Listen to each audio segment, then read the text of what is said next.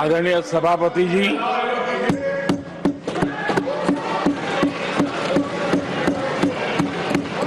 राष्ट्रपति जी के अभिभाषण पर आभार व्यक्त करने के लिए This is not correct. Please take your seat. This is not correct. Please take your seat. No. Please take your seat. आप बैठिए प्लीज. आप बैठिए please. Prime minister is on his legs. Please आप बैठिए. प्लीज आप बैठिए.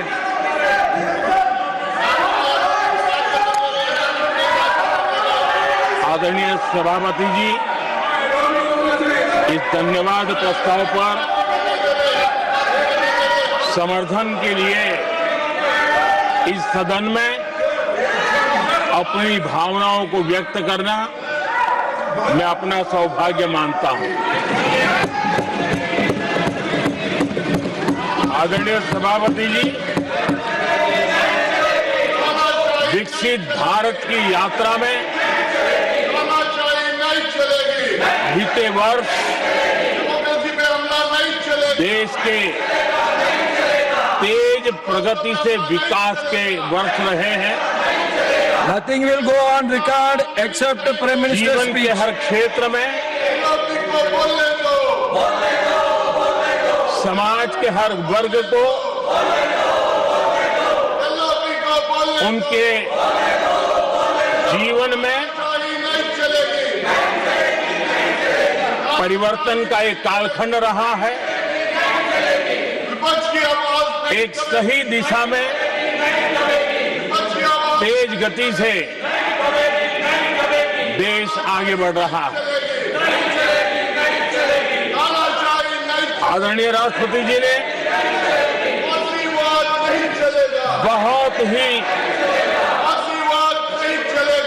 बढ़िया तरीके से पूरी संवेदनशीलता के साथ उन्होंने This is not correct. इस विषय को sit your seat. हम सबके सामने प्रस्तुत किया है। आदरणीय सभापति जी,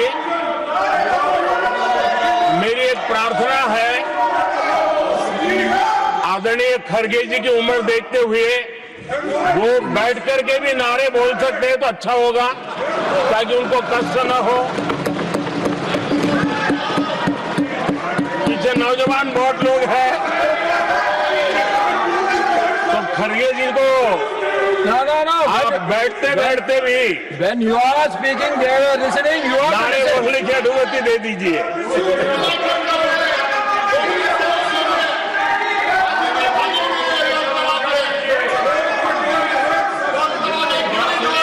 आदरणीय सभापति जी, राष्ट्रपति जी ने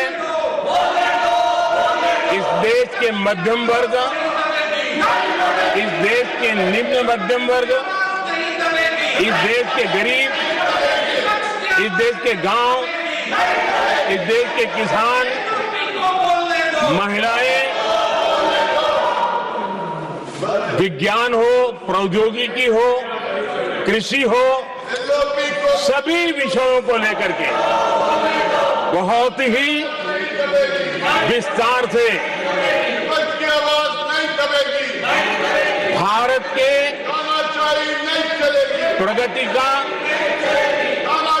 एक स्वर संसद में गूंजा है।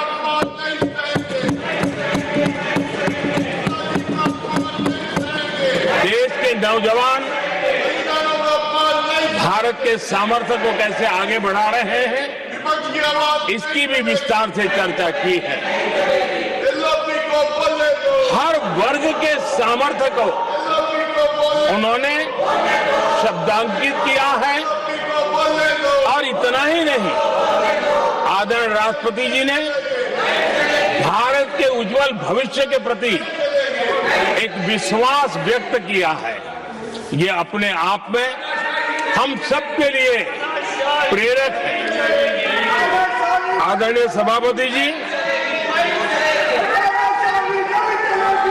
21वीं सदी का प्रथम क्वार्टर पूरा हो चुका है। लेकिन ये दूसरा क्वार्टर जैसे पिछली शताब्दी में भारत की आजादी के जंग में दूसरा क्वार्टर बहुत ही निर्णायक बना था। मैं साफ साफ देख रहा हूं कि विकसित भारत के निर्माण की दिशा में ये दूसरा क्वार्टर भी उतना ही सामर्थ्यवान होने वाला है, उतना ही तेज गति से आगे बढ़ने वाला है। और इसलिए आदरणीय सभापति जी, राष्ट्र का हर व्यक्ति ये महसूस कर रहा है कि एक अहम पड़ाव पर हम पहुंच चुके हैं। अब न हमें रुकना है, न हमें पीछे मुड़ करके देखना है।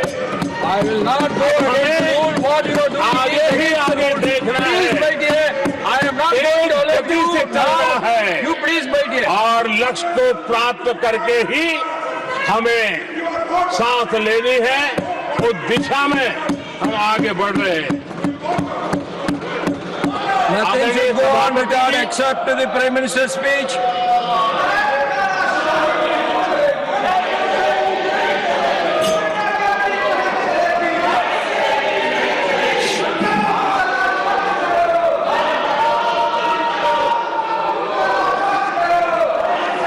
आदरणीय सभापति जी, वर्तमान में अगर हम देखें तो भारत के भाग्य के अनेक सुयोग एक साथ हमें नसीब हुए। ये अपने आप में बहुत ही उत्तम संयोग है, ऐसा मैं मानता हूं। सबसे बड़ी बात है, विश्व के समृद्ध से समृद्ध देश भी बुजुर्ग होते जा रहे हैं। वहां की आबादी उम्र के उस पड़ाव पर पहुंची है हम जिन्हें बुजुर्ग के रूप में जानते हैं।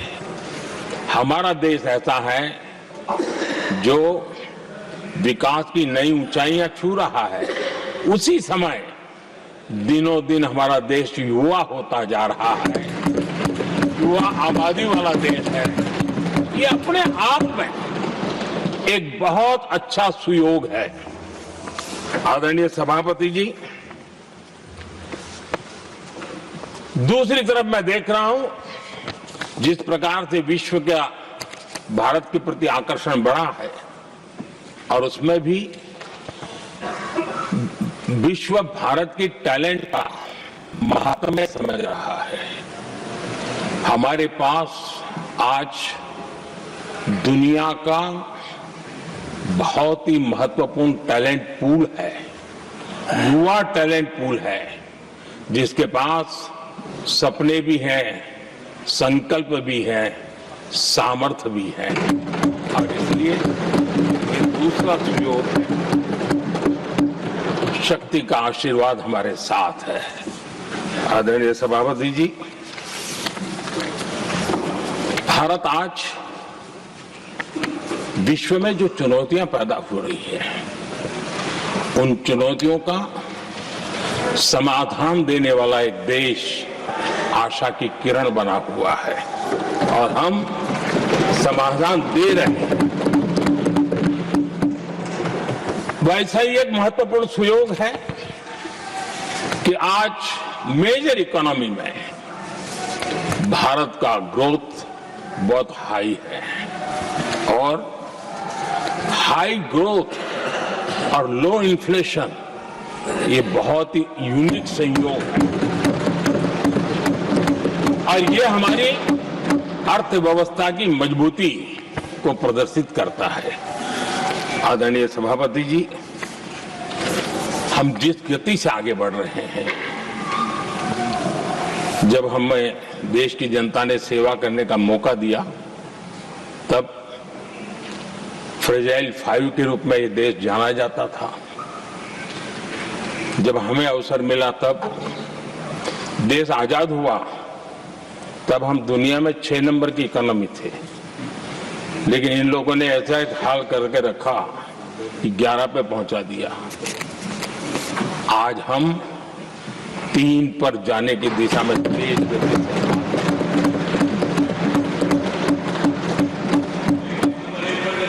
आदरणीय सभापति जी, आज कोई भी सेक्टर देश कीजिए, चाहे साइंस हो, चाहे स्पेस हो, चाहे स्पोर्ट्स हो, हर क्षेत्र में आज भारत एक कॉन्फिडेंस के साथ, आत्मविश्वास से भरा हुआ भारत है।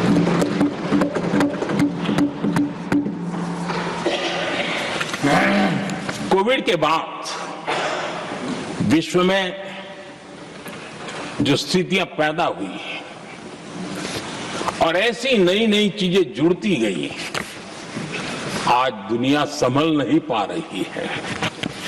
ऐसे में साफ साफ नजर आ रहा है कि दुनिया एक नए ग्लोबल ऑर्डर की तरफ, नए वर्ल्ड ऑर्डर की तरफ आगे बढ़ रहा है। सेकेंड वर्ल्ड वॉर के बाद एक वर्ल्ड ऑर्डर बना था, अब एक नए वर्ल्ड ऑर्डर की तरफ विश्व बहुत तेजी से आगे बढ़ रहा है। और सबसे बड़ी खुशी की बात है, सारी घटनाओं का और राजनीतिक तरीके से निष्पक्ष भाव से विश्लेषण करेंगे तो झुकाव भारत की तरफ है।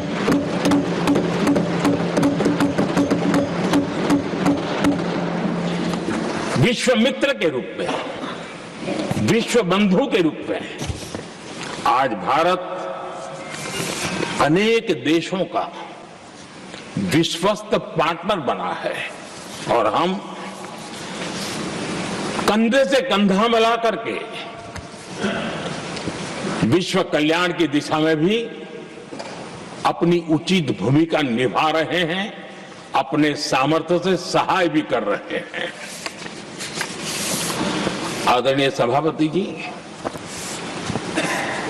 आज पूरा विश्व ग्लोबल साउथ की चर्चा करता है, लेकिन उस चर्चा के सूत्रधार के रूप में आज भारत वैश्विक मंचों पर ग्लोबल साउथ की बुलंद आवाज बन गया है।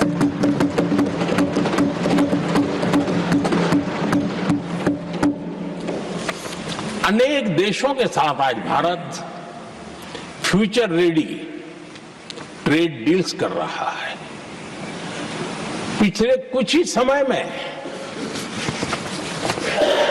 दुनिया के महत्वपूर्ण 9 बड़े देशों के साथ 9 बड़े हमारे ट्रेड डील हुए हैं और उसमें मदर ऑफ ऑल डील एक साथ 27 देशों के साथ, यूरोपियन यूनियन के साथ।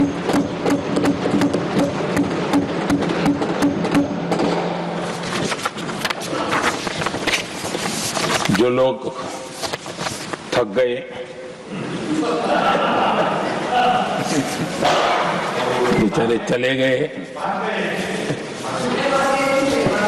लेकिन कभी न कभी उनको जवाब देना पड़ेगा कि देश की ऐसी हालत कैसे बना के रखी थी कि दुनिया का कोई देश हमसे डील करने के लिए आगे नहीं आता था।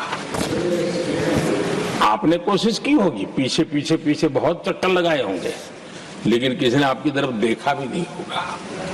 क्या स्थिति ऐसे पैदा है? दुनिया के देश ऐसे ही भारत के साथ डील नहीं कर रहे हैं।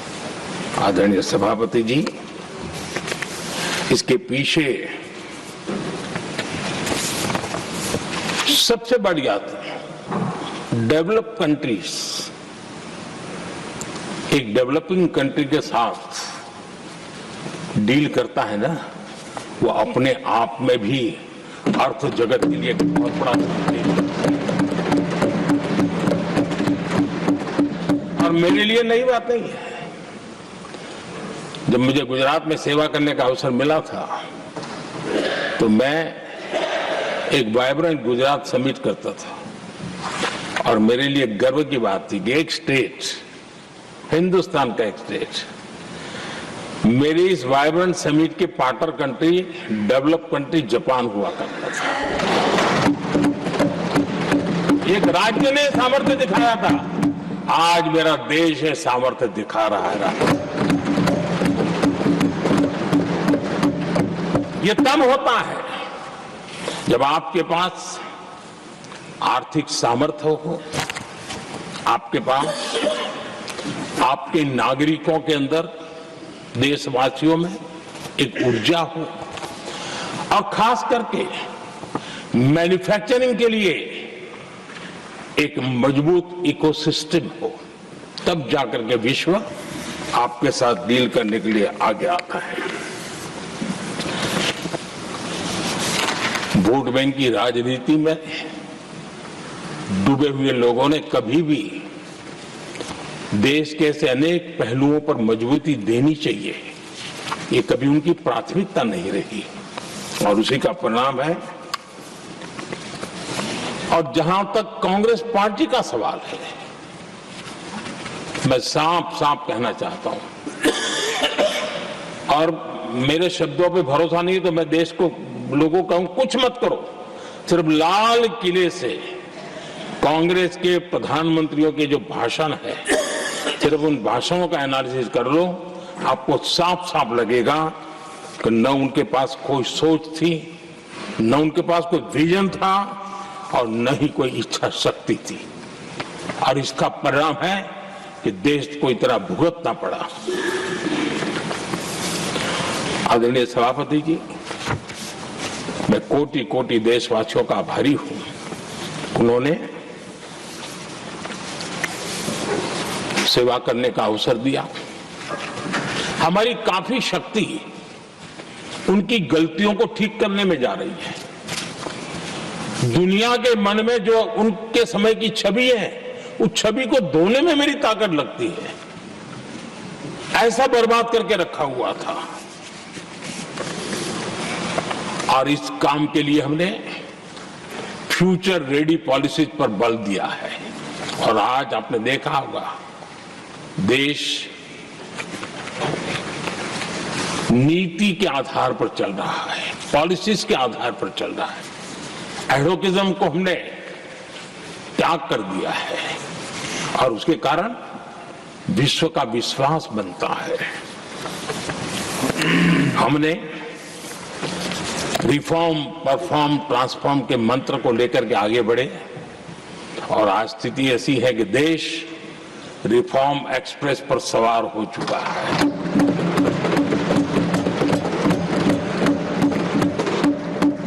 हमने स्ट्रक्चरल रिफॉर्म्स किए हैं, प्रोसेस से जुड़े रिफॉर्म्स किए हैं, पॉलिसीज में रिफॉर्म किए हैं। हमारा मैन्युफैक्चरिंग सेक्टर, हमारे उद्यमी ये सशक्त हो, भारत की हर चीज का वैल्यू एडिशन हो, उस दिशा में हमने प्रयास किया है। और मैं आज विश्वास के साथ कह सकता हूं, आज भारत विश्व के साथ स्पर्धा करने के लिए पूरी तरह तैयार है।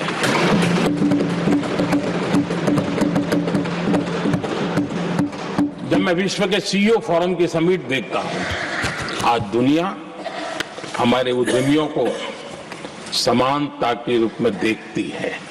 और जब पिछले दिनों सभी दलों के डेलीगेशन विश्व में गए थे, ये भाव उन्होंने भी अनुभव किया और आकर के मुझे सभी दल के माननीय सांसदों ने अपने अनुभव बता रहे थे, बड़ा गर्व से कह रहे थे कि हाँ, बराबरी से बात हो रही है। ये हमारे लिए अपने आप में बात है।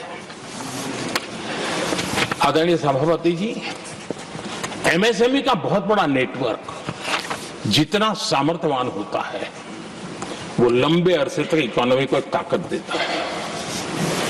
हमने उस दिशा में बल दिया और हमने कई रिफॉर्म्स किए हैं। आज हमारे एमएसएमई नेटवर्क पर दुनिया का भरोसा बढ़ रहा है। बड़े बड़े हो सकता है हम हवाई जहाज नहीं बना देंगे, लेकिन कई हवाई जहाज है जिसमें कई पुर्जे मेरे देश के छोटे छोटे एमएसएमई बना रहे हैं।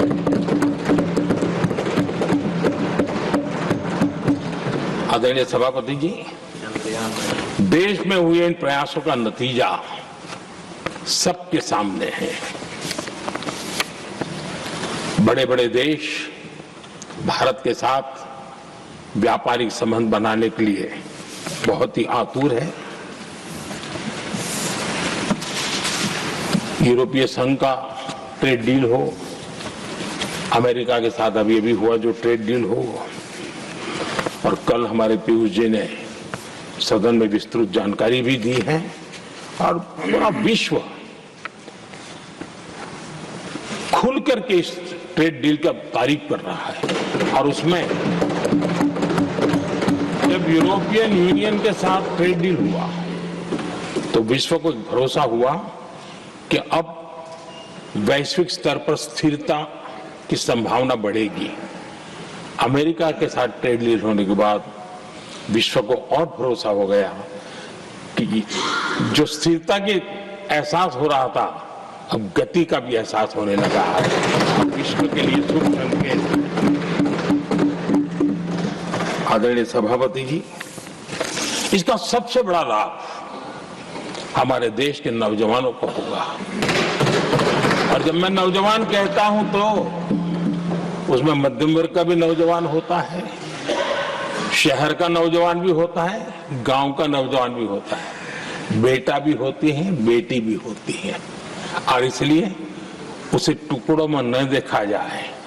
मेरे देश के युवा के सामर्थ्य का हमें गौरव करना चाहिए और उनके लिए पूरा विश्व बाजार अब खुल चुका है। अब उनके लिए अवसर ही अवसर है। और मैं उनको कहता हूं, आइए दोस्तों, मैं आपके साथ कंधे से कंधा मिला करके खड़ा हूं। हिम्मत कीजिए, बढ़िए। देश आपके साथ खड़ा है और दुनिया आपका स्वागत करने के लिए इंतजार कर रही है। आदरणीय सभापति जी, जिस प्रकार से दुनिया में हमारे युवा प्रोफेशनल्स की मांग बढ़ रही है, इवन केयर गिवर्स की मांग बढ़ रही है, हर कोई मिलता है हमें इस प्रकार के लोग चाहिए। कुछ लोग तो अपना स्पेशल ऑफिस यहां बना रहे हैं रिक्रूट करने के लिए, योग्य टैलेंट की खोज के लिए। इसका मतलब हुआ कि भारत के प्रोफेशनल्स के लिए भी विश्व में बहुत बड़े अवसर बन रहे हैं। आदरणीय सभापति जी, ये संसद का उच्च सदन ये एक प्रकार से राज्यों का प्रतिनिधित्व करता है। और जो चर्चा की बारीकियां मैंने देखी, मेरा मन कहता है कि थोड़ा स्तर इसका ऊपर होना चाहिए था। और वहां से तो ज्यादा होना चाहिए, वो तो कितने साल तक सरकारों में रहे हैं, वहां से जरा चर्चा का स्तर ऊंचा होना चाहिए था। लेकिन उन्होंने ये मौका भी गंवा दिया। देश उन पर कैसे भरोसा कर सकता है। आदरणीय सभापति जी, मैं कल एक माननीय सदस्य को सुन रहा था।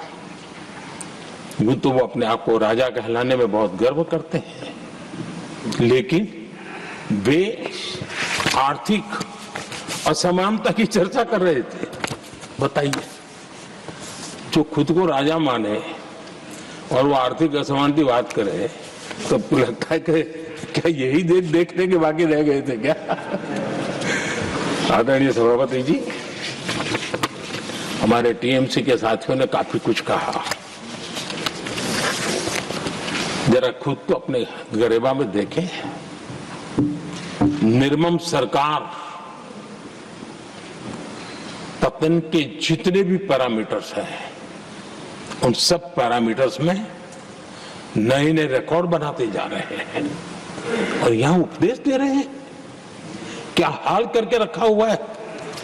ऐसी निर्मम सरकार से वहां के लोगों का भविष्य अंधकार के अंदर डूब रहा है, लेकिन इनको कोई परवाह नहीं है।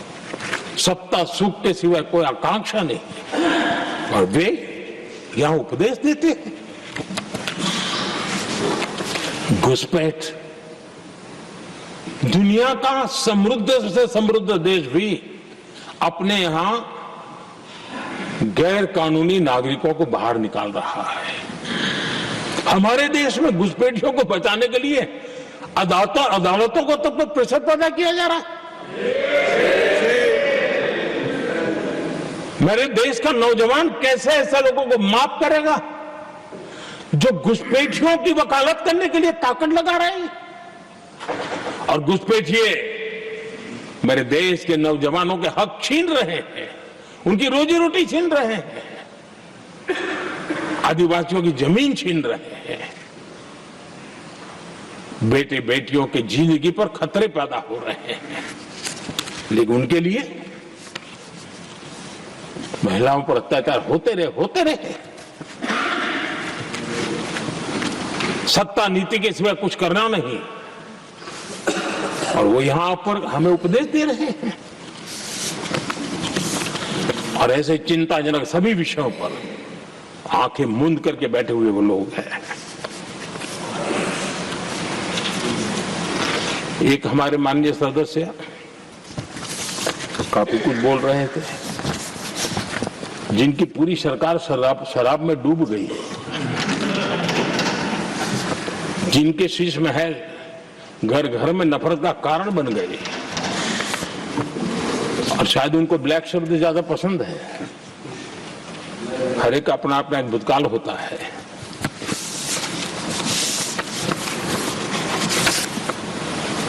पता नहीं ब्लैक के साथ उनका क्या पुराना रिश्ता है। आदरणीय सभापति जी, ऐसे सभी साथियों से मैं आज जरूर कहूंगा, तुम कितना दुनिया को धोखा दोगे, तुम कितना दुनिया को धोखा दोगे। आईना देख लिया तो अपनी सच्चाई कहां छिपाओगे।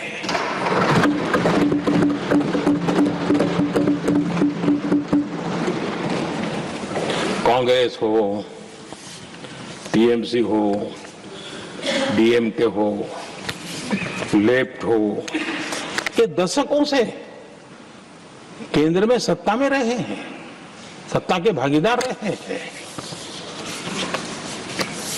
राज्यों में भी उनको सरकारें चलाने का अवसर मिला है, लेकिन उनकी पहचान क्या बनी है। आज डील की चर्चा होती है तो गौरव से कहते हैं, तब डील की चर्चा होती थी तो बॉफोर्स डील याद आता था। ये डील होते थे।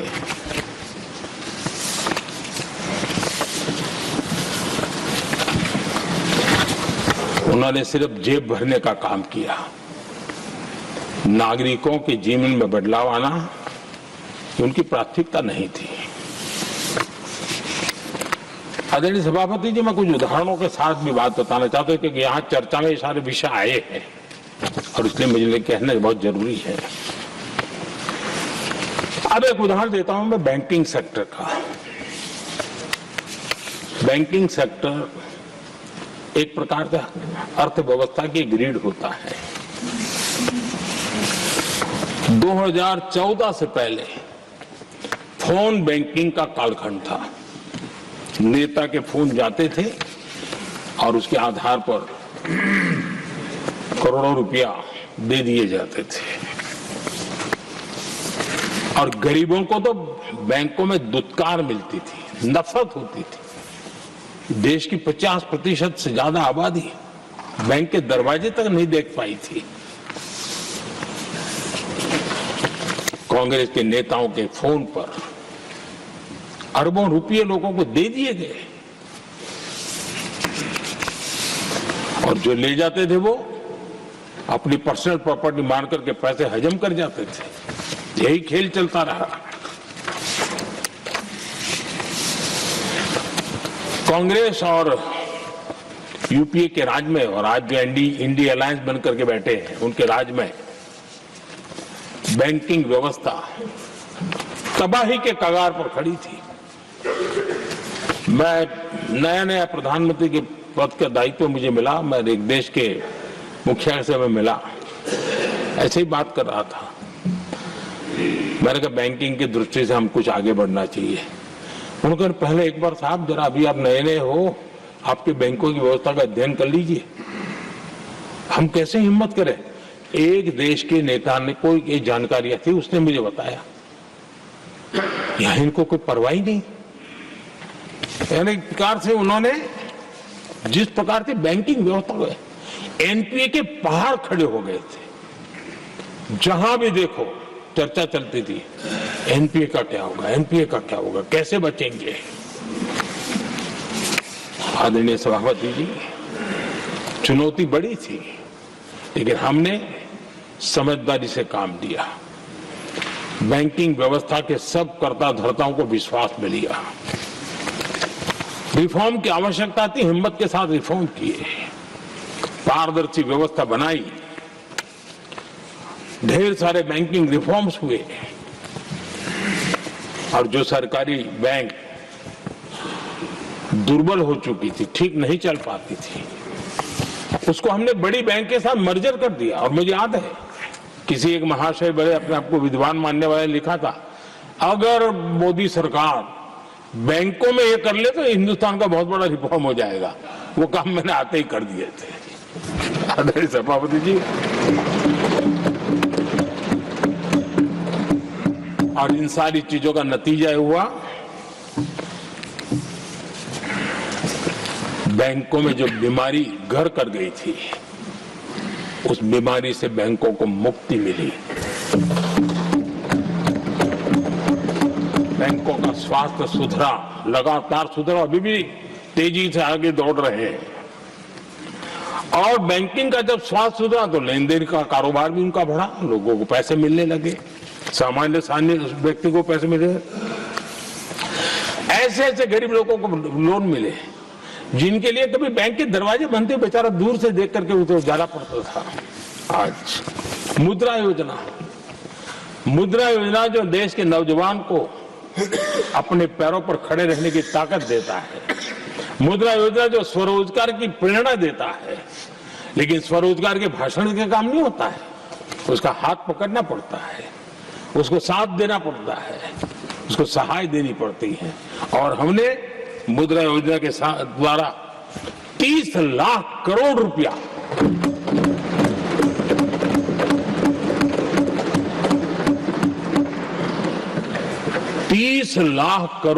से ज्यादा लोन मुद्रा योजना के माध्यम से और बिना गारंटी देश के नौजवानों के हाथ में दिया और उन्होंने अपने कारोबार को आगे बढ़ाया। और गर्व की बात है उसमें बहुत बड़ी मात्रा में माताएं बहनें भी हकदार बनी, लाभार्थी बनी। सेल्फ हेल्प ग्रुप, इन दिनों ग्रामीण महिलाएं बड़े सपने देखती हैं, खुद अपने पैरों पर खड़ा होना चाहती थी। विमेन सेल्फ हेल्प ग्रुप का हमने विस्तार तो किया ही किया, लेकिन 10 करोड़ बहनों को हमने सीधी आर्थिक मदद की व्यवस्था की। हमारे एमएसएमई सेक्टर को हमने भरपूर लोन दी। और मैं आज बड़े संतोष के साथ, बड़ी जिम्मेवारी के साथ इस पवित्र सदन में कहना चाहता हूं, हमने एनपीए जिसके पहाड़ हुआ करते थे 2014 के पहले, आज उसको हमने नीचे निम्न स्तर पर लाकर के खड़ा कर दिया। आज एनपीए 1% से भी नीचे है। ये अपने आप में बैंकों के स्वास्थ्य के लिए बहुत उत्तम काम हमने किया है। इतना ही नहीं, हमारे बैंकों का प्रॉफिट आज रिकॉर्ड पर है, हाई रिकॉर्ड है उसके। ये अपने आप में देश की अर्थव्यवस्था को ताकत देने के लिए बैंकिंग व्यवस्था मजबूत होती है तो बाकी अर्थव्यवस्था को भी मजबूती मिलती है उस काम को कहेगा। आदरणीय सभापति जी, मैं एक और उदाहरण देना चाहता हूं। हमारे पीएसयूज, आमतौर पर पीएसयूज के संबंध में मान्यता बन चुकी थी, वो बनते ही है बीमार होने के लिए, वो बनते ही हैं बर्बाद होने के लिए, वो बनते ही हैं बंद होने के लिए। हमने इस पूरी मानसिकता को हकीकतों के आधार पर बदलने में सफलता प्राप्त की है। और ये लोग पीएसयूज को लेकर के कितनी गलत बातें फैलाते थे। अर्बन नक्सल की तरह ऐसे पीएसयूज के दरवाजे के बाहर मजदूरों की मीटिंग करके भड़काने का पाप करते थे, गुमराह करने का काम करते थे। इन्होंने LIC, state bank of India और भी HAL, ऐसे हर एक को बड़ा भला बुरा और इतना भद्दे तरीके से, जब उनकी सरकार थी तब तो ये इन चीजों को संभाल नहीं पाते थे, उसको कुछ कर भी नहीं पाते थे। आदरणीय सभापति जी, हमने इसमें भी हिम्मत दिखाई। हमने पीएसयूज के संबंध में भी रिफॉर्म्स किए, रिफॉर्म्स की एक लगातार परंपरा चलाई। आज LIC बेस्ट तरीके से होता है, पूरे कार्यकाल में अपना LIC का जन्म हुआ तब तक उत्तम से उत्तम परफॉर्मेंस का कालखंड उसका गुजर रहा है। जिन पीएसयूज को कांग्रेस के नेता ताले लगवाने की कगार पर पहुंच चुका था और उसी पर अपनी राजनीतिक रोटी सेकने का प्रयास भी किया गया था, आज हमारे पीएसयूज रिकॉर्ड प्रॉफिट पर हैं।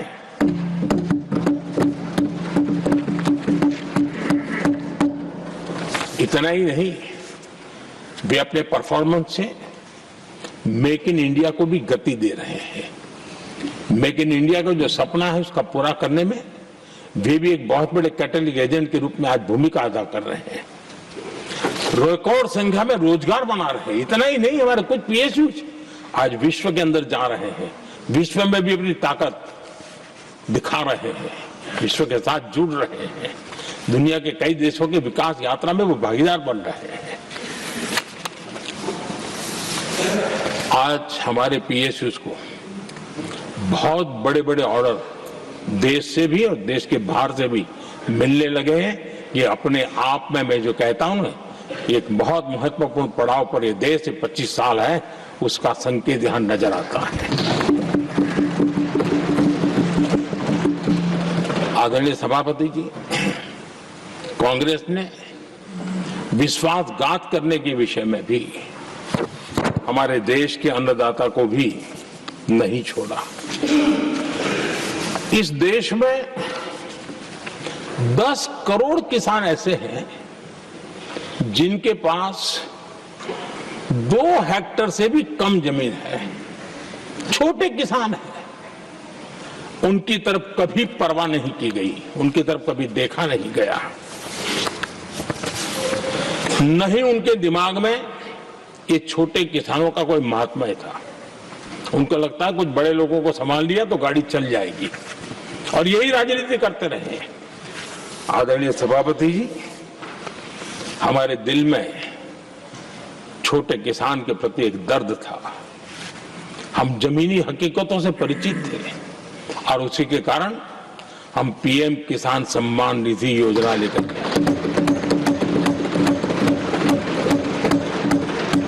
और आप इतने कम समय में हमारे इन छोटे किसानों के खाते में 4 लाख करोड़ रुपया हमने दिया है।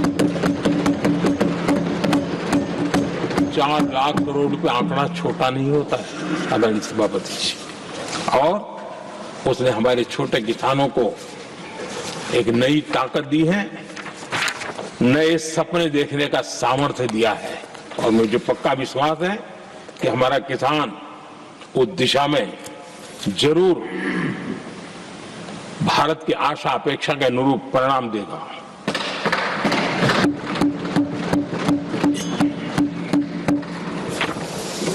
आदरणीय सभापति जी,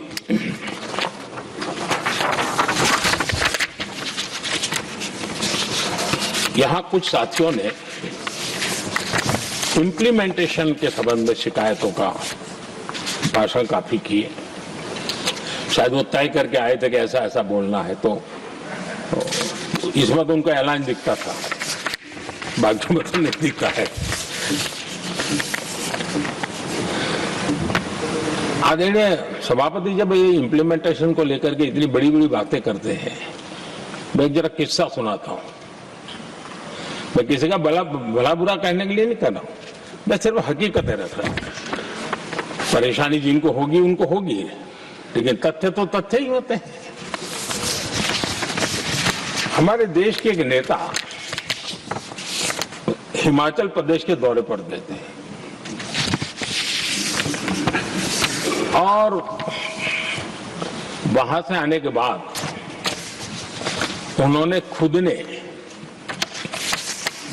ये घटना कहीं सुनाई, रिकॉर्ड पर उपलब्ध है। उसमें उन्होंने कहा,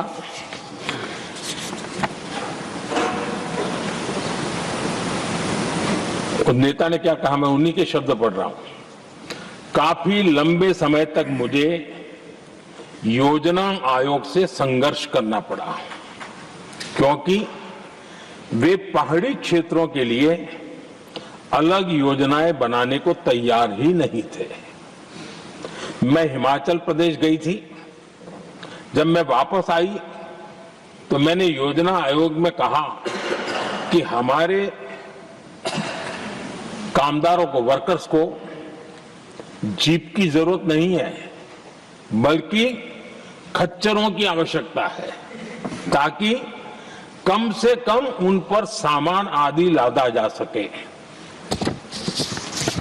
आगे उन्होंने कहा, लेकिन मुझे बताया गया हम पैसा तो जीप के लिए ही देंगे, क्योंकि खच्चरों के लिए पैसे देने की पॉलिसी नहीं है।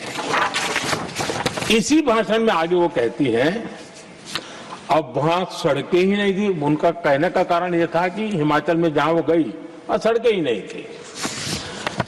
अब वहां सड़कें ही नहीं थी तो फिर उस पर जीप का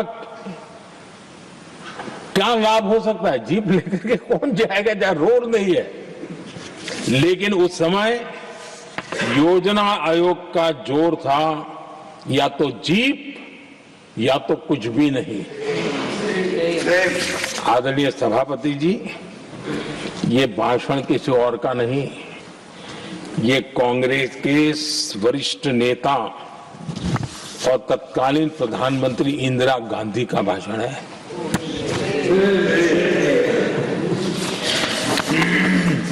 कांग्रेस के लंबे शासनकाल में यही कार्यशैली रही, और जिसको इंदिरा जी खुद जानती भी थी कि ये पाप चल रहा है, लेकिन इस कार्य संस्कृति को सुधारने के लिए उन्होंने कोई कदम नहीं उठाया। और इंदिरा गांधी जिस प्लानिंग कमीशन की धज्जियां उड़ा रही थी, उसके जन्मदाता उनके स्वयं के पिताजी थे, और प्लानिंग कमीशन को बना और इंदिरा जी ने जब कहा, उसके बीच में 2 दशक बीत चुके थे, लेकिन हाल यही था। और 2014 तक सब दुखी थे, सब परेशान थे, सब गलती देख रहे थे, लेकिन सुधार करने की तैयारी नहीं। 2014 के बाद जब आपने हमें मौका और कांग्रेस ने जिस प्रकार से प्लानिंग कमीशन अटकाना, लटकाना, भटकाना वाली कार्यशैली बना दी थी, 2014 में जब हमें मौका मिला तो हमने आकर के काम किया, प्लानिंग कमीशन को खत्म कर दिया और नीति आयोग को। आज नीति आयोग बहुत तेज गति से काम कर रहा है। अब देखिए एस्पिरेशनल डिस्ट्रिक्ट, वो भी एक बड़ा प्रेरक उदाहरण है। और मैं तो देख रहा हूं कि डेवलपिंग कंट्रीज के लिए, विकास के लिए एक मॉडल के रूप में वैश्विक संस्थाएं इसको अनुमोदन दे रही है। ये एस्पिरेशनल डिस्ट्रिक्ट की ये सफलता बनी है। देश के कई जिले ऐसे थे जिसको पिछड़े मान करके छोड़ दिया गया था और वहां करोड़ों लोगों की जो मौलिक जरूरतें थी उसको भी नकार दिया गया था। उनको तो ऐसे ही जीने के लिए मजबूर कर दिया गया था और जो पिछड़े इलाके थे वो और पिछड़े होते गए और बर्बादी आती गई। और हालत तो सरकार में ऐसी थी कि जब किसी को पनिशमेंट ट्रांसफर करनी होती थी, पनिशमेंट पोस्टिंग देना होता तो ऐसे ही जिलों में भेजा जाता था ताकि और खराब करे वो। ये हाल बन गया था, ये वर्क कल्चर बन गया था। हमने इस स्थिति को बदला। सबसे पहला आग्रह किया, यंग होनहार अफसरों को लगाया जाएगा और पूरा 3 साल का मौका उसको दिया जाए काम करने का।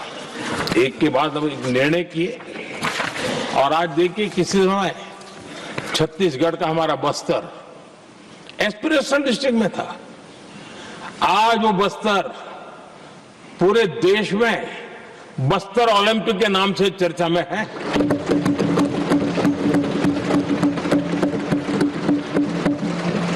आज विकास की धारा बस्तर के गांव-गांव पहुंच रही है। अभी कुछ गांवों में पहली बार बस देखी, पूरे गांव ने उत्सव मनाया बस्तर में। ये परिस्थितियां छोड़ करके गए हुए हैं लोग और यहां पर पता नहीं किस प्रकार से देश को कहां ले जाना चाहते हैं लोग। आदरणीय सभापति जी, इंप्लीमेंटेशन क्या होता है, ये एस्पिरेशनल डिस्ट्रिक्ट एक बहुत बड़ा शानदार उदाहरण है। ऐसे तो सैकड़ों उदाहरण हैं लेकिन मैं कहने के लिए इसको उल्लेख कर रहा हूं। कांग्रेस के हमारे साथियों को ये जो बदलाव आ रहा है उसमें इंप्लीमेंटेशन नजर नहीं आ रहा है और उनका तो एक ही वो प्लानिंग कमीशन वाला मॉडल है, जीप और खच्चर वाला मॉडल, यही वो लोग जानते हैं, उससे आगे कुछ नहीं जानते। और ये इंप्लीमेंटेशन कैसे करते हैं, मेरा जन्म नहीं हुआ था उसके पहले सरदार वल्लभ भाई पटेल ने नर्मदा नदी पर बांध बांधने की कल्पना की। विषय तो पक्का हो गया, सरदार साहब नहीं रहे, खैर नेहरू जी ने शिलान्यास किया। अब इंप्लीमेंटेशन देखिए इनको। मेरा जन्म नहीं हुआ था जब इसकी कल्पना की गई थी और प्रधानमंत्री बनने के बाद मैंने उसका उद्घाटन किया, ये हाल है।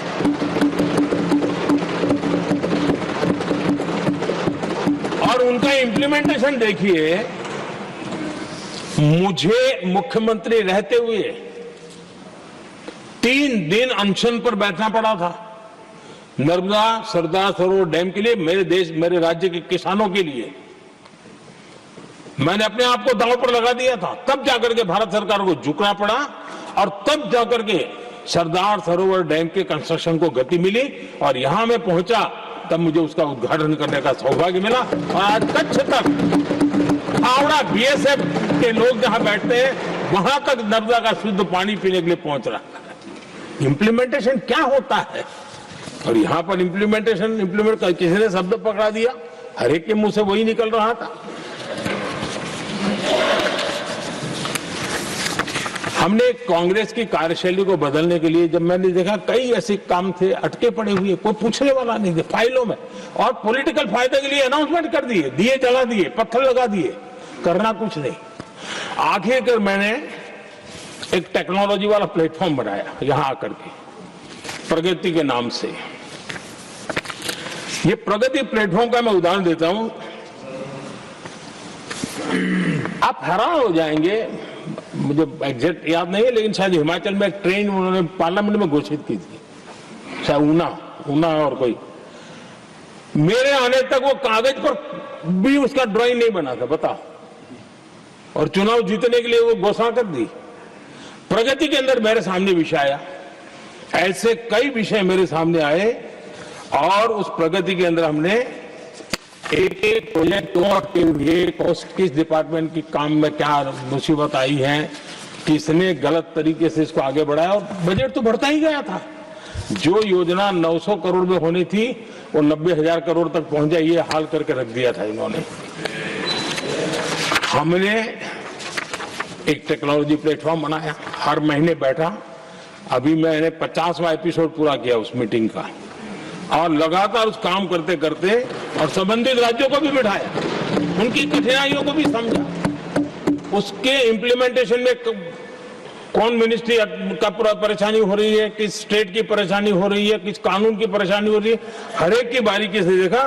और आज मैं गर्व से कह सकता हूं कि इस प्रगति के इम्प्लीमेंटेशन को बारीकी से प्रधानमंत्री के स्तर पर देखे जाने के कारण 85 लाख करोड़ रुपीस का काम को गति मिली। 85 लाख करोड़ रुपीस के काम आप कल्पना कीजिए, देश की कितनी बड़ी शक्ति को अनलॉक किया हमने।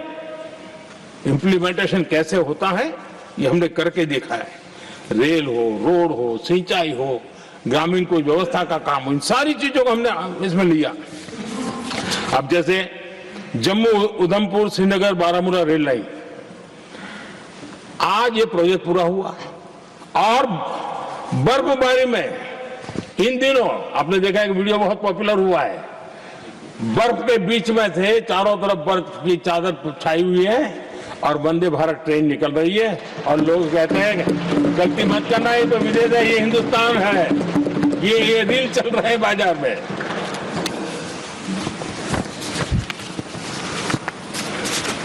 लेकिन 3 दशक तक यही प्रोजेक्ट लटका हुआ था। 3 दशक, 30 साल आप कल्पना कर सकते, 2 पीढ़ी आगे बढ़ जाए, ये यही के अटके पड़े थे। हमारी सरकार ने इसको पूरा किया।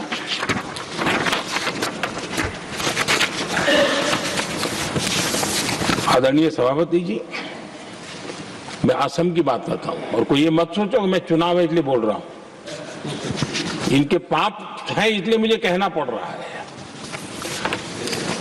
कांग्रेस सिर्फ इमेजिन करती है और इंप्लीमेंट करने का उनको कोई लेना देना ही नहीं होता है।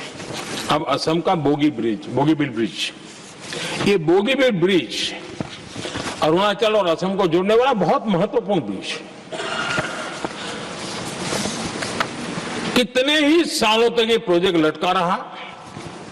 हमने प्रगति के माध्यम से उसको रिव्यू किया और असम सहित पूरे नॉर्थ ईस्ट को बहुत बड़ी सुविधा वाला ये काम हमने पूरा किया। आदरणीय सभापति जी,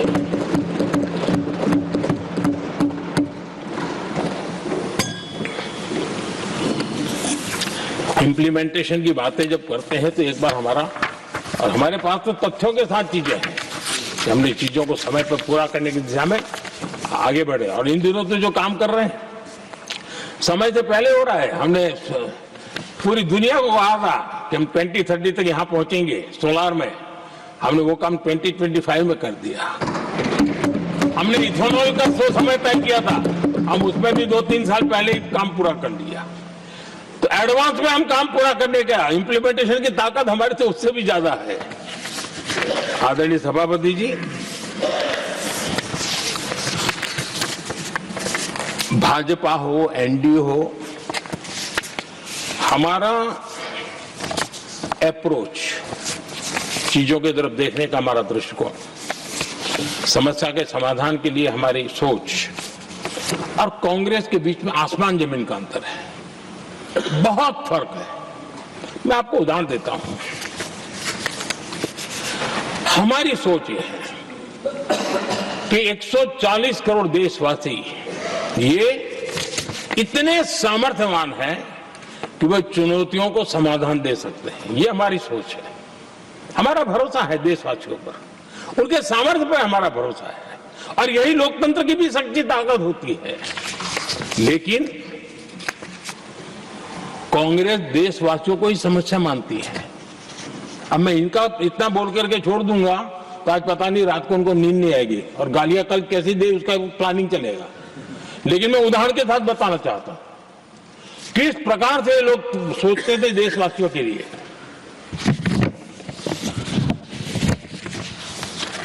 देश के लोगों के बारे में नेहरू जी और इंदिरा जी की सोच क्या थी, मैं उसके विषय में बताना चाहता हूं।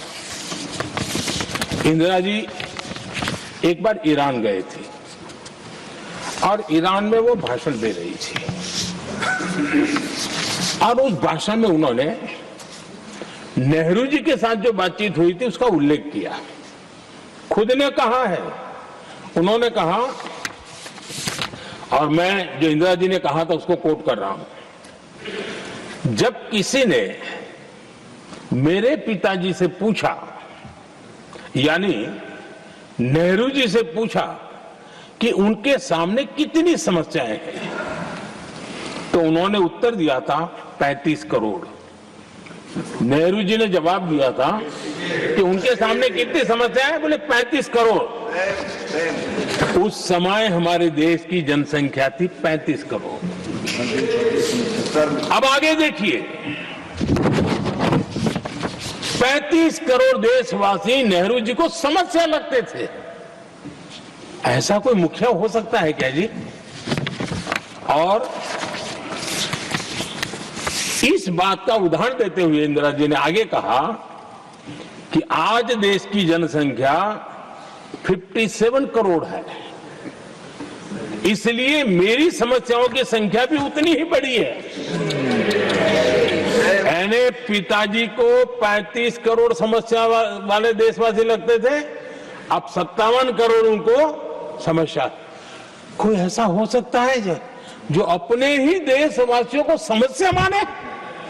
ये फर्क है उनकी सोच और हमारी सोच में, ये फर्क है उनके अप्रोच और हमारे अप्रोच में।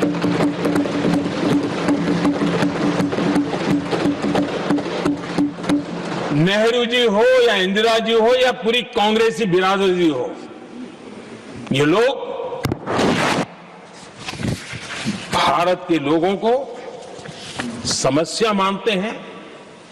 आदरणीय सभापति जी, मेरे कई कोटेशन मिलेंगे। मैंने दुनिया के सामने कहा है, देश के सामने कहा है, और कहा है इसलिए नहीं, ये मेरा कन्विक्शन है। अरे चुनौतियां कितनी ही क्यों ना हो, 140 करोड़ समाधान हमारे पास है।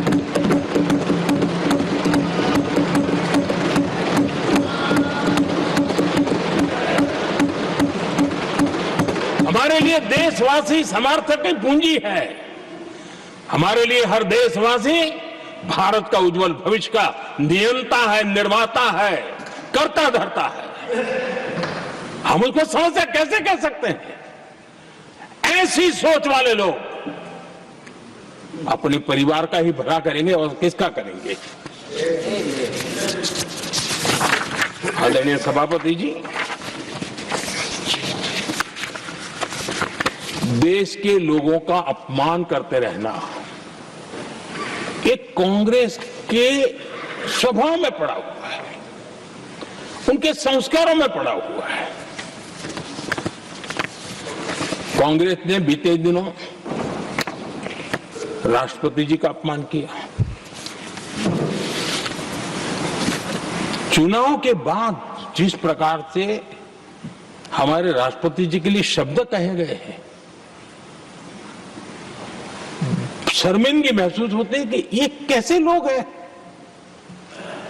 भारत के राष्ट्रपति के लिए क्या बोल रहे हैं लोग? आदरणीय सभापति जी, कल लोकसभा में भी राष्ट्रपति जी के अभिभाषण पर चर्चा नहीं हो पाई। ये राष्ट्रपति पद, उसका घोर अपमान किया है। उनको संविधान शब्द मुंह में बोलने की अधिकार नहीं रहता है। जो लोग गरीबी से निकली हुई एक महिला, आदिवासी परिवार से आई हुई एक महिला,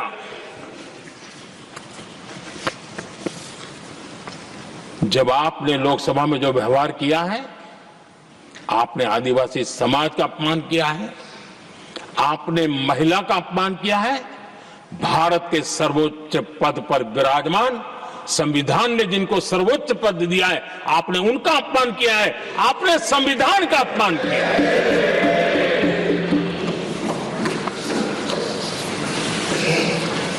आदरणीय सभापति जी, उनको कुछ भी लगता हो, कांग्रेस को ये गुनाह कि Honorable members, it is now 6 p.m. If the House agrees, we may sit beyond 6 p.m. till disposal of the motion of thanks and the presidential address. Do I have the leave of the House to extend the sitting beyond 6 p.m.? Thank you. आदरणीय सभापति जी, समय बढ़ाने के लिए मैं आपका और सदन का बहुत आभार व्यक्त करता हूं।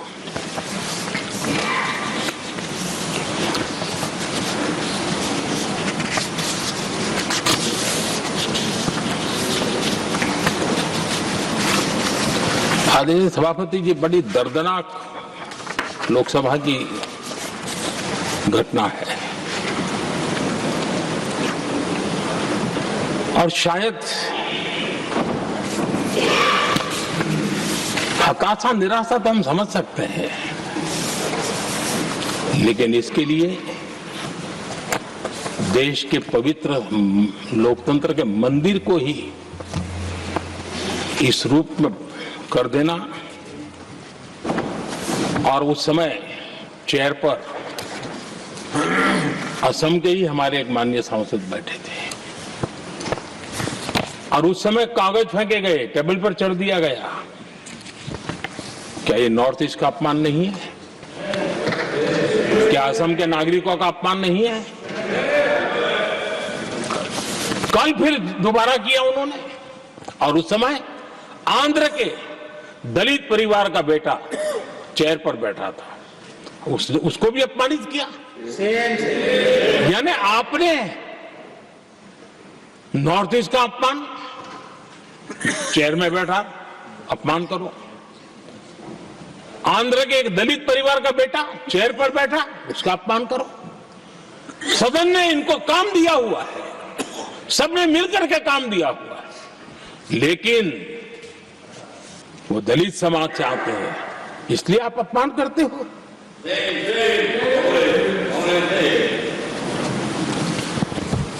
और ऐसा लगता है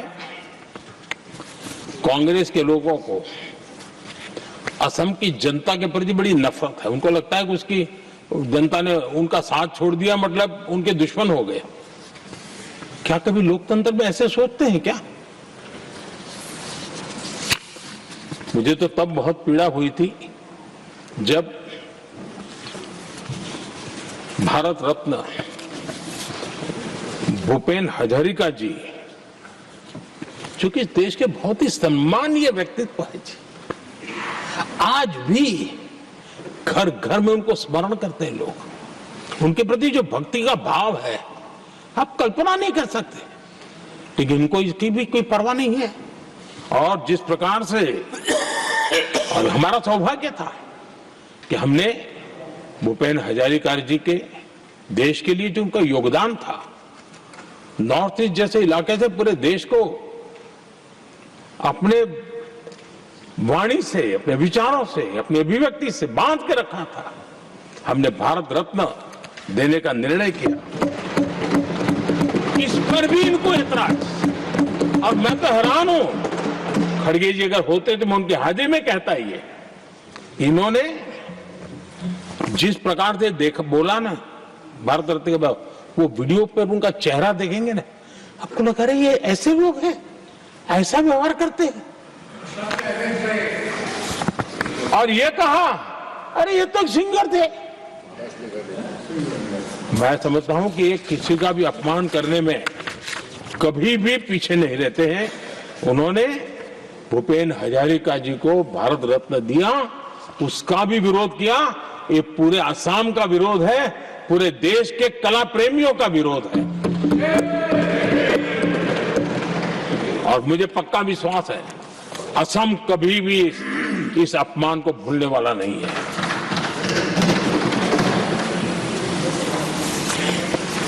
आदरणीय सभापति जी, कल जो घटना घटी, इसी सदन के एक माननीय सांसद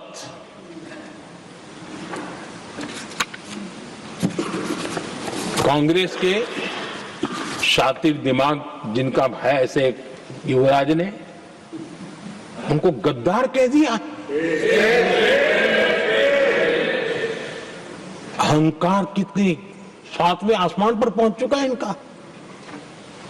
और कांग्रेस को छोड़कर के कितने ही लोग निकले हैं, कांग्रेस के कितने टुकड़े हुए हैं, कई लोग दूसरे दलों में गए हैं, लेकिन औरों को तो किसी को गद्दार नहीं कहा उन्होंने। लेकिन कल सांसद को गद्दार इसलिए कहा क्योंकि वो सिख थे। ये सिखों का अपमान था, ये गुरुओं का अपमान था। और कांग्रेस के अंदर जो कूट कूट करके सिखों के प्रति नफरत भरी पड़ी है ना, उसका वो अभिव्यक्ति थी। और इसी सदन के माननीय सांसद है वो, और उनको जरा भी दर्द नहीं, वरना आज खड़े होकर के कह सकते थे कि कल जो हुआ इसी सांसद की गरिमा के अनुरूप नहीं था, हमें खेद है, एक शब्द तो बोल लेते। लेकिन सिखों के प्रति उनके मन में जो नफरत भरी पड़ी है, और इसी के कारण उन्होंने कल, और जिसका परिवार देश के लिए शहादत देने वाला परिवार के वो सदस्य है, उन्होंने अपने राजनीतिक विचारों में परिवर्तन किया, इसलिए गद्दार हो गए। और ये गद्दार शब्द छोटा नहीं है। मेरे देशवासी को कोई गद्दार कहे, ये कैसे देश सहन करेगा? और वो भी ये सिख है इसलिए गद्दार कहना बहुत दुर्भाग्य की बात है। और ऐसे लोग कांग्रेस को नहीं डुबाएंगे तो क्या करेंगे?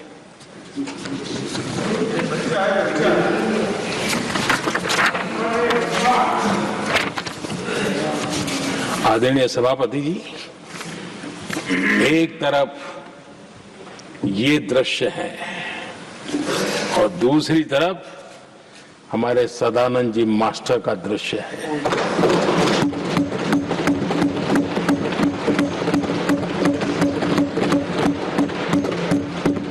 राजनीतिक विद्वेष के कारण उनके दोनों पैर काट दिए गए। भरी जवानी में दोनों पैर काट दिए। कटे हुए पैर से जिंदगी गुजार रहे हैं, लेकिन संस्कार इतने ऊंचे हैं कि वाणी में भी अपशब्द नहीं निकलता है, बर्तन में भी कटुता नजर नहीं आता। गर्व होता है। और कल जब देश ने, जब उनका पहला भाषण हो रहा था सदन में, और उन्होंने जब अपने बेंच पर आपसे इजाजत लेकर के अपने कटे हुए पैर के लिए वो जो लीम का उपयोग करते हैं, आर्टिफिशियल लीम का, उन्होंने जब रखा, वो दृश्य देश के लिए पीड़ादायक था कि इस देश में ऐसा ही बंधारण की बातें करने वाले इंडिया अलायंस के लोग, और ये इंडिया अलायंस पूरा जिम्मेवार है इसके लिए, वैचारिक असहमति के कारण एक नौजवान के, और वो भी एक टीचर, शिक्षक के प्रति गर्व से, आदर से देखा जाता है, उसके पैर काट दे। लेकिन उनको कोई खेद नहीं है, उनको कोई दर्द नहीं है। लेकिन मैं मास्टर सदानंद जी को हृदय से अभिनंदन करता हूं कि उन्होंने जिस प्रकार से इतनी भयानक हमले के बाद भी देश की सेवा का अपना व्रत जारी रखा, और आज देश की नीति निर्धारण में अंदर अपना योगदान दे रहे हैं। ये गर्व की बात है। और ऐसे लोगों के सहारे हम राजनीति में जीते हैं, काम करते हैं, देश के लिए जीने मरने की प्रेरणा मिलती है।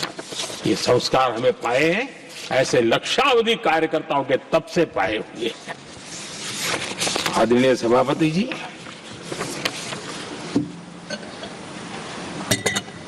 इन दिनों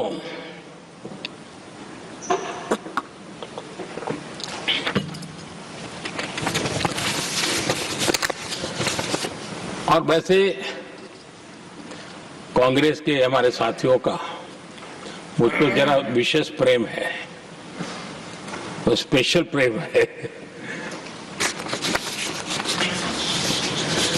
और जब मैं जिम्मेवारी जो मिली है उसके तहत, और जिम्मेवारी न मिलती तो भी देश के लिए जीना तुमने सीखा है। हम विकसित भारत की जमीन मजबूत कर रहे हैं, उसको एक ताकत दे रहे हैं। एक तरफ देश के युवाओं के लिए मजबूत जमीन तैयार कर रहा हूं, तो कांग्रेस मोदी की कब्र खोदने के कार्यक्रम करवा रही है। और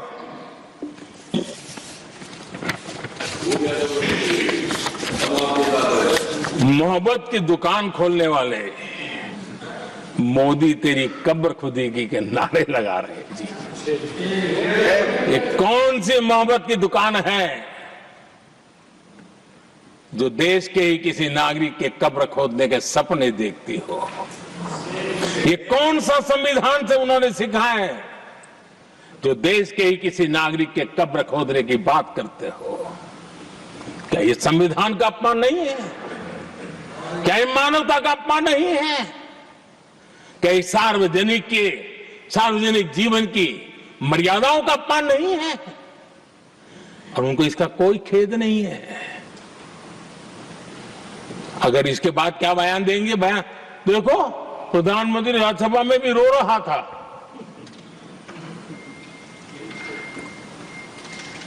किस प्रकार के संस्कार और वृत्तियों से पले बड़े लोग हैं ये। आदरणीय सभापति जी, मेरे लिए कोई अनुभव मेरा बहुत पुराना है।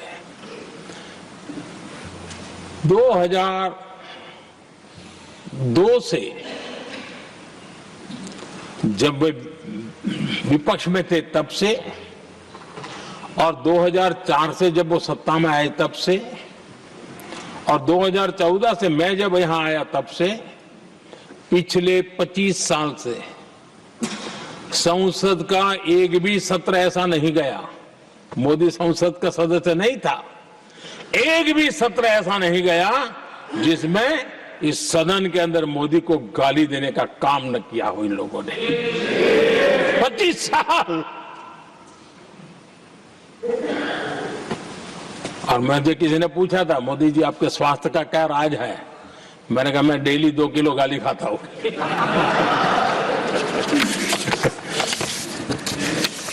आदरणीय सभापति जी, ये मोदी की कब्र क्यों खोदना चाहते हैं?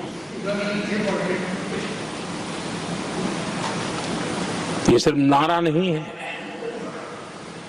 ये इनके भीतर पड़ी हुई नफरत का प्रतिबिंब है, इसकी अभिव्यक्ति है। और वे इसलिए हैं, हमने 370 की दीवार गिरा दी, इसलिए वो मोदी की कब्र खोदना चाहते हैं। हमने नॉर्थ ईस्ट में बम, बंदूक और आतंक का जो छाया बना रहता था, नॉर्थ ईस्ट में शांति और विकास का राह अपनाई, इसलिए वो मोदी की कब्र खोदने पर सोच रहे हैं। पाकिस्तानी आतंकियों को घर में घुस करके जवाब देते हैं, इसलिए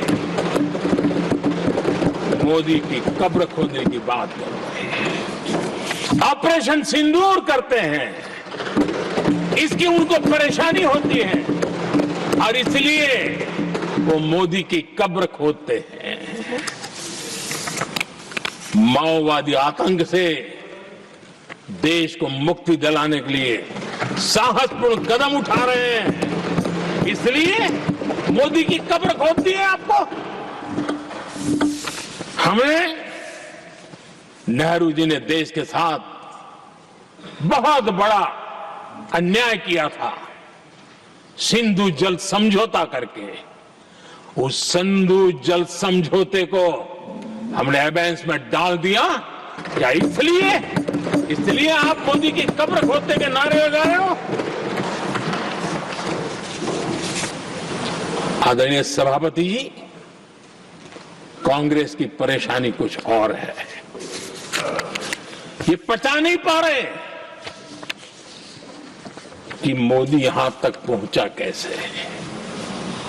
और उनकी परेशानी बढ़ती जा रही है कि भाई पहुंचा तो पहुंचा, लेकिन अब तक टिका क्यों है। और इसलिए वे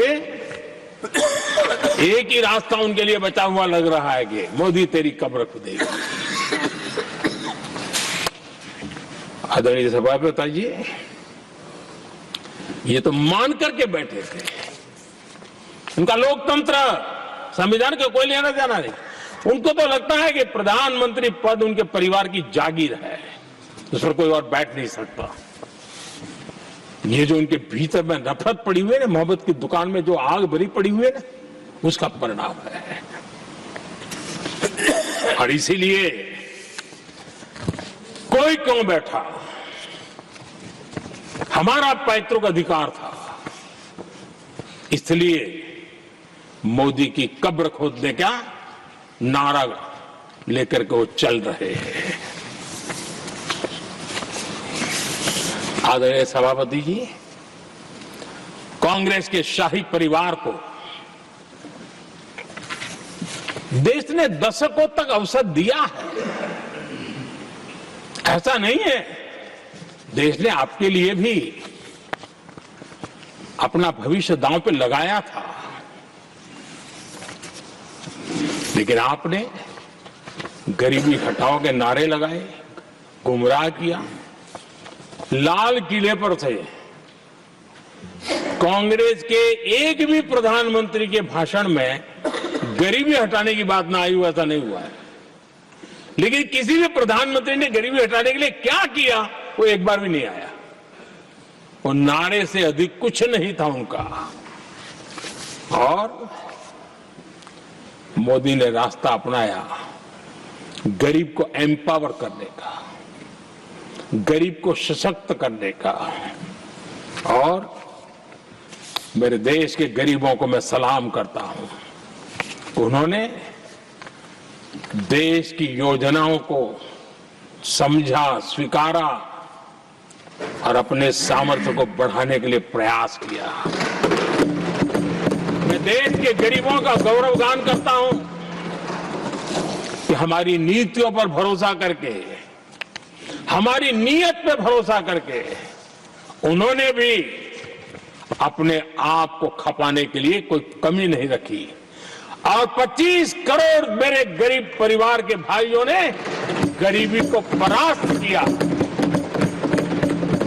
और खुद गरीबी से बाहर आए हैं। मैं उनको सलाम करता हूं। मेरे 25 करोड़ देशवासी जो निराशा में पड़े हुए थे, दूर एक आशा की किरण दिखाई दी, उठ खड़े हुए और आज हमारे साथ चल पड़े। आदरणीय सभापति जी, 2014 के पहले ये इम्प्लीमेंटेशन की बातें करते थे। हमारे वहां सैकड़ों लोग रेलवे क्रॉसिंग पर मरते थे। स्कूल की बस रेलवे क्रॉसिंग से जा रही है, 20-20, 25-25 स्कूल के बच्चे मरने की खबरें आती हैं।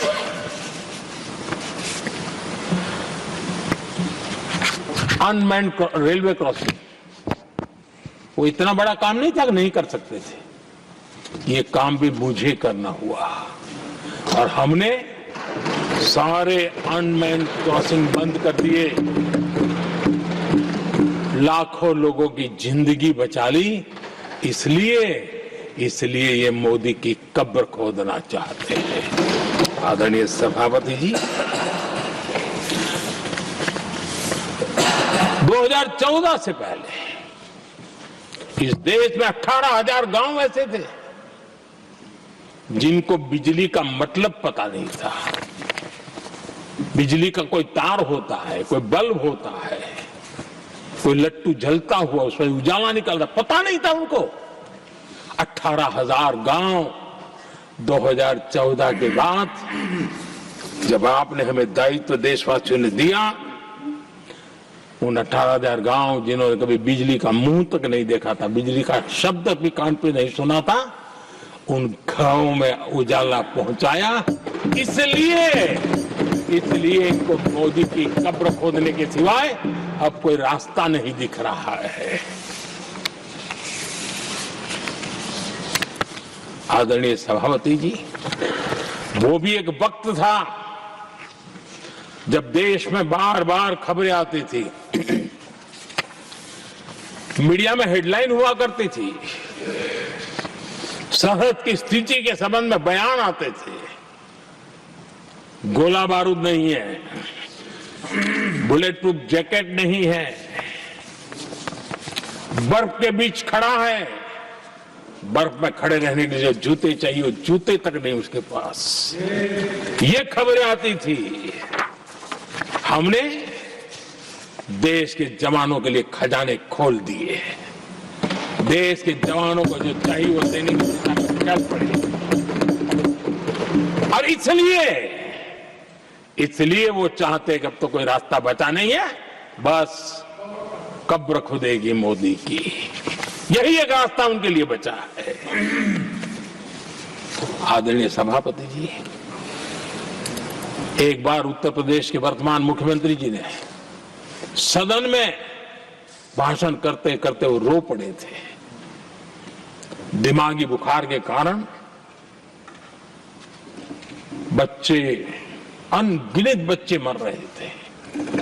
इनको कभी सूझा नहीं कि इस दिमागी बुखार से मुक्ति दिलाई जा सकती है। आदरणीय सभापति जी, आंख की बीमारी ट्रकोमा, लोग परेशान होते थे, आंखें चली जाती थी और विज्ञान प्रगति कर चुका था, हो सकता था, वो नहीं कर सकते थे। हमने दिमागी बुखार से भी मुक्ति दिलाई और हमने ट्रकोमा से भी देश के लोगों की आंखें बचाई। यही सफलताएं हैं, यही संवेदनशीलता है, समाज के लिए जीने मरने का यही संकल्प है। पल पल, तिल तिल समाज के लिए बिताना, घिसना, झलना, वो उनको परेशान कर रहा है। तब जाकर के मोदी तेरी कब्र खुदेगी, ये मंत्र लेकर के चल रहे हैं, ये सपने देख करके चल रहे हैं और बातें लोकतंत्र की करते हैं। मोहब्बत की दुकान के साइन बोर्ड लगाते हैं। क्या सार्वजनिक जीवन में ऐसी नफरत होती है? आदरणीय सभापति जी, इनकी सरकार रिमोट से चलती थी, मेरी सरकार भी रिमोट से चलती है। 140 करोड़ देशवासी मेरा रिमोट है।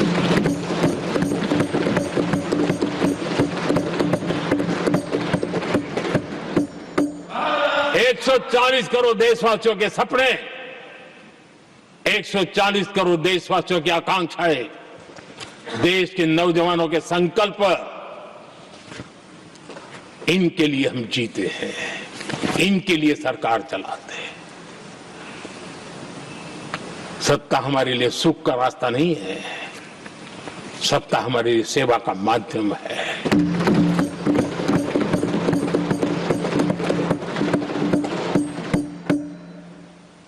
मुद्रा योजना लाखों करोड़ों की मदद मिली, स्वरोजगार को बल दिया। कांग्रेस ने कभी स्टार्टअप कल्चर को प्रमोट ही नहीं किया। कुछ सैकड़ों में स्टार्टअप बेचारे अपने, उनको पता भी नहीं था। और इनका तो हाल ये है आदरणीय सभापति जी, अपने घर के स्टार्टअप को भी वो लिफ्ट नहीं कर पा रहे।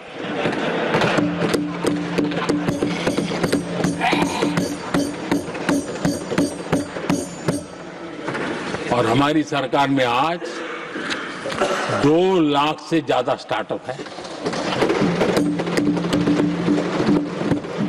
और जब सफलता एक के बाद एक जन सामान्य के दिलों को जीतती है ना, तब जाकर के उनके पास एक ही रास्ता बचा है, मोदी तेरी कब्र खुदेगी। लेकिन उस हमारा याद कीजिए, बीएसएनएल को लेकर के चुटकुले चलते थे। कार्टून बनते थे, आज स्वदेशी 4G स्टैक हमने खड़ा कर दिया। 5G दुनिया में सबसे तेज गति से रोल आउट करने का काम हमने कर दिया। कम्युनिकेशन की नई जनरेशन, नई टेक्नोलॉजी, नई सोच, इसको हमने आगे बढ़ाया। और इसलिए गर्द जुबान पे आ रहा है, मोदी तेरी कब्र खुदेगी। आदरणीय सभापति जी,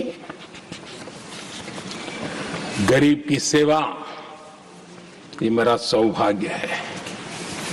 4 करोड़ गरीबों को पक्के घर देना मैं जीवन में सुकून मानता हूं।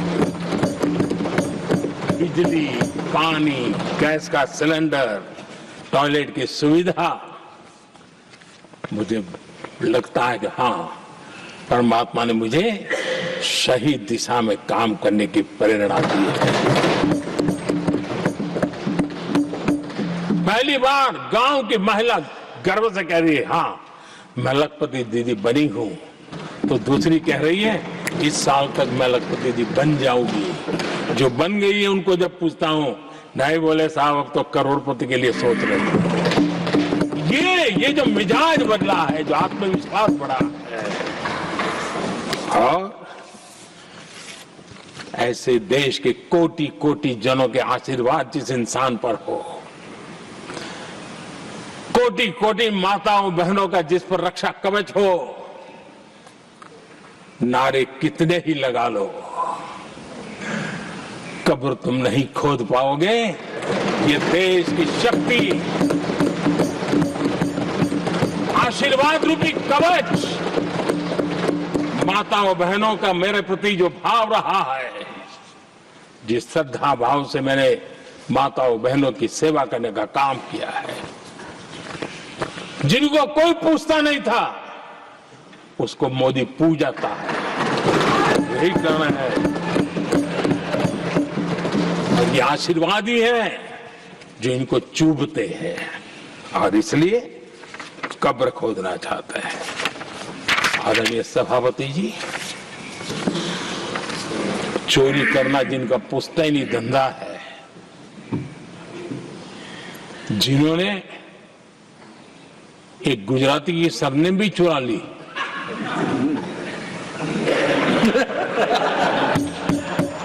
महात्मा गांधी की सरनेम चुरा ली, ये लोग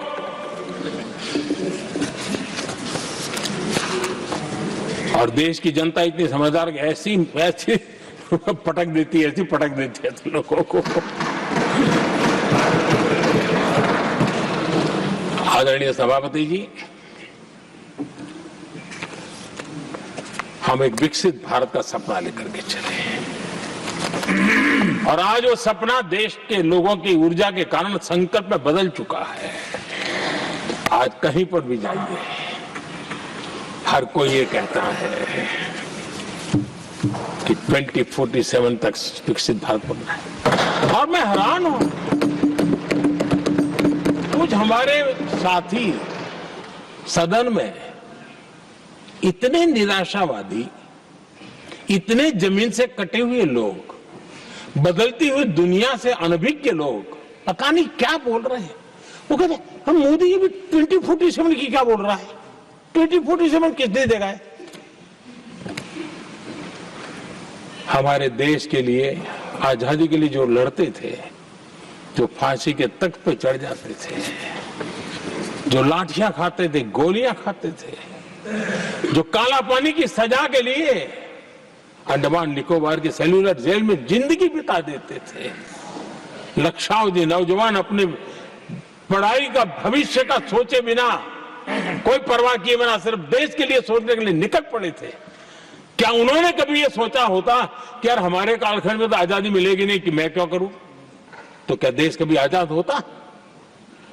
ये इतने निराशावादी लोग हैं कि जब मैं डिजिटल इंडिया की बात करता था, मैं फिनटेक की चर्चा करता था, मैं यूपीआई की बात करता था, तो ये कहते थे अरे इस देश में गरीब आदमी मोबाइल फोन पर कैसे पैसों का कारोबार करेगा? 3 साल के भीतर भीतर देश ने दिखा दिया ये हो सकता है। और मैं हैरान था जिस दिन ऐसा भाषण संसद में हुआ, देश का मीडिया में भी ऐसे लोग, उनकी जो इकोसिस्टम है वो नाच रही थी कि देखिए मोदी को तगड़ा जवाब दिया। मोदी ने जवाब नहीं दिया। आपके हाथ में मोबाइल फोन जब यूपीआई से चलता है, काम करता है ना, तो जवाब अपने आप मिल जाता है।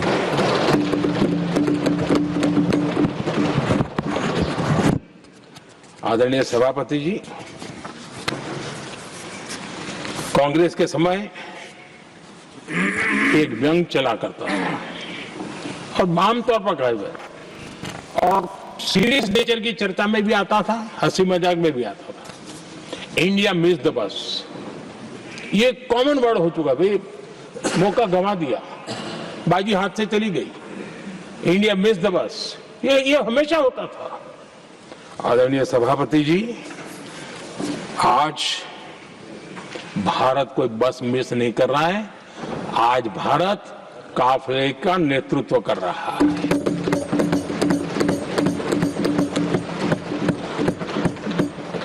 आदरणीय सभापति जी, देश का भविष्य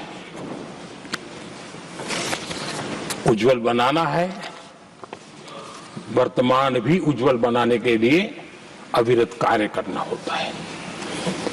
हम विकसित भारत के सपने के लाइट में 5 वर्ष की योजना बनाते हैं और हर वर्ष का बजट बनाते हैं और हम दिशा तय करके चलते हैं हम, क्योंकि हमारे लिए अगला चुनाव लक्ष्य नहीं होता है, हमारा लक्ष्य है 2047 विकसित। अरे चुनाव तो आएंगे जाएंगे, मेरा देश अजरा अमर रहने वाला है और हम देश की युवा पीढ़ी के हाथ में समृद्ध हिंदुस्तान देने का सपना लेकर के चले। जिन बच्चे जो आज जो घर में बालक है ना, उनको भी मैं देख करके क्या सोचता हूं कि मैं इसके हाथ में ऐसा हिंदुस्तान दे करके जाऊं ताकि हमें अपने काम का संतोष हो। 2047 क्यों, 2047 क्यों, ये बातें करते हैं। आदरणीय सभापति जी, आज जिस प्रकार से हम इनिशिएटिव लिए, चाहे स्पेस हो, साइंस हो, टेक्नोलॉजी हो, समंदर की गहराई हो, जल थल नभ अंतरिक्ष, हर क्षेत्र में नए संकल्प, नई ऊर्जा, नए कदम और नई सिद्धियों को लेकर के देश आज आगे बढ़ रहा है। हम ग्रीन हाइड्रोजन पर काम कर रहे हैं, हम आने वाले युग को समझ पा रहे हैं। हम क्वांटम कंप्यूटिंग की बात कर रहे हैं, हम एआई मिशन को लेकर के चल रहे हैं और आज दुनिया मानने लगी है कि एआई मिशन भारत बहुत कुछ दुनिया को दे सकता है। ये विश्वास आज दुनिया में बना है। आज दुनिया में क्रिटिकल मिनरल, रेयर अर्थ राजनीतिक हथियार बन गया है। हम उस पर फोकस कर रहे हैं ताकि कभी भारत को किसी के पास हाथ फैलाने की नौबत ना आ जाए। आदरणीय सभापति जी, ऐसे तो अनगिनत प्रोजेक्ट हैं जिसमें विदेश का इन्वेस्टमेंट आना ही आना है, क्योंकि अब हर किसी को अपना भविष्य भारत की भूमि में नजर आ रहा है। हर किसी को अपना भविष्य भारत की टैलेंट के भरोसे नजर आ रहा है। हर किसी को भविष्य भारत के उज्जवल भविष्य के साथ खुद के उज्जवल भविष्य को जोड़ करके दिखता है। और इसलिए दुनिया आज भारत, विकसित भारत की बात हम क्यों कर रहे हैं, जिनके दिमाग में नहीं पड़ता है, दुनिया को समझ आ रहा है कि भारत ने सही दिशा पकड़ी है। चलो अब चर्चा वहां चल रही है कि हम बस न चुक जाए। कल तक चर्चा चलती थी इंडिया मिस करता है, अब दुनिया को लगता है अब हम लेट न हो जाए, वहां आने की स्पर्धा चल रही है। आदरणीय सभापति जी, आने वाला समय भारत के लिए अवसरों से भरा हुआ है, भारत के नौजवानों के लिए अवसरों से भरा हुआ है। भारत के उज्जवल भविष्य के लिए मैं पूरी संभावनाएं रेखांकित कर सकता हूं, मैं देख सकता हूं और उसके दिशा में नीतियां बनाकर हम आगे चल रहे हैं।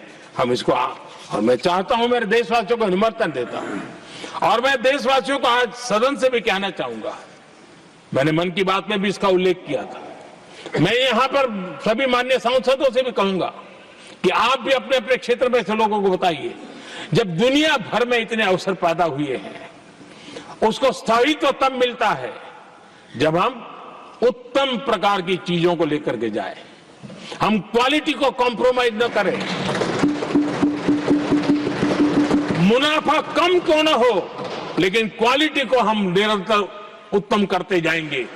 इनोवेशन करना पड़ेगा, करेंगे, रिसर्च करना पड़ेगा, करेंगे, प्रोडक्ट में मटेरियल बदलना पड़े तो बदलेंगे, लेकिन हम दुनिया में क्वालिटी की दृष्टि से उत्तम हो, तब जाकर के जो आज राजनीतिक दृष्टि से जो निर्णय होते हैं उसका बेनिफिट लेने के लिए हमने पीछे नहीं रहना चाहिए।